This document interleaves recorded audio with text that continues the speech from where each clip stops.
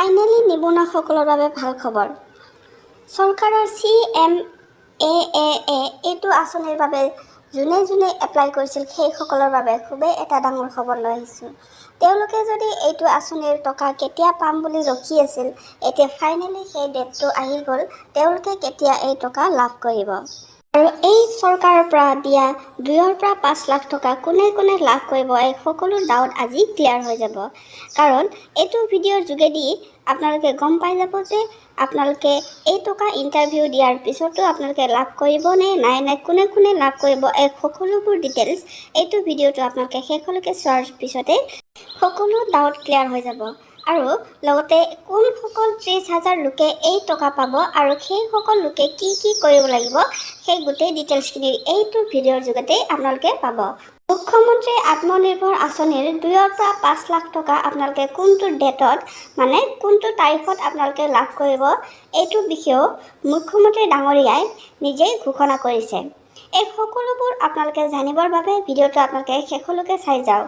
তাৰ আগতে আপোনালোক সকলোকে এটা সৰু ৰিকুৱেষ্ট, আপোনালোকে যদি মোৰ চেনেলত প্ৰথমবাৰ আহিছে, চেনেলটো ছাবস্ক্ৰাইব কৰি কাষত থকা বেল আইকনটো বজাই লওক এনেধৰণৰ নতুন ভিডিঅ'বোৰ পাই থাকিবৰ বাবে।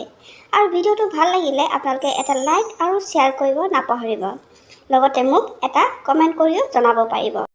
তেতিয়াহ'লে মই আপোনালোকক জনাই দিওঁ মুখ্যমন্ত্ৰী আত্মনিৰ্ভৰ আঁচনিৰ 2024ৰ নতুন আপডেট আৰু মুখ্যমন্ত্ৰী ডাঙৰীয়াই কি ঘোষণা কৰিছিল, এই সকলোবোৰ মই আপোনালোকক এতিয়া শুনাই দি আছোঁ। মুখ্যমন্ত্ৰীৰ আত্মনিৰ্ভৰশীল অসম অভিযান, এই স্কিমটোত আমি 2 লাখ টকা কৰি এজন নিবনুৱা যুৱক যুৱতীক নিজৰ উদ্যোগ স্থাপন কৰাৰ বাবে আমি সহায় কৰিম। এনেকুৱা এটা আঁচনি আছিল, 1 লাখ ঘূৰাই দিব, 1 লাখ ঘূৰাই দিব নালাগে। তাৰে যিটো প্ৰথম পৰ্যায়ৰ ইণ্টাৰভিউ আছিলে, সেই ইণ্টাৰভিউটো সমাপ্তি হ'ল।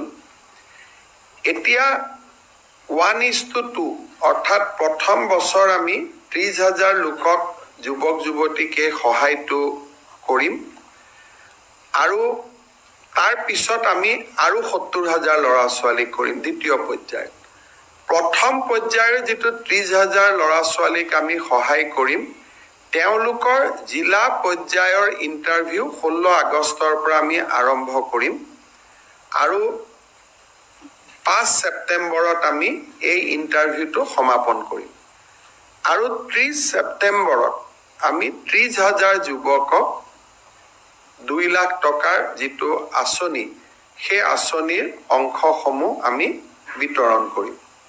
আৰু জিলা উপায়ুক্তসকলৰ লগত এই বিষয়ে আমি ডিটেইল আলোচনা কৰিলোঁ, যাতে কোনো ক্ষেত্ৰতে ক'তো খেলি মেলি নহয়।